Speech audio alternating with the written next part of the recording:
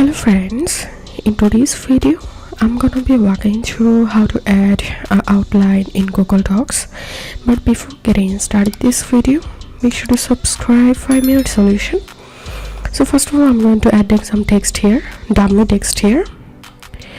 Okay, after that click on view and make sure to check this option, show outline. So click on that to enable, and now you can select any text and click on headline, and you can select any headline or text format, and here you can see outline has been added.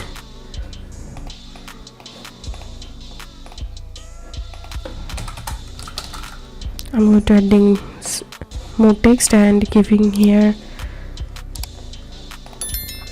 So here you can see outline have been added. So that's how you can do it.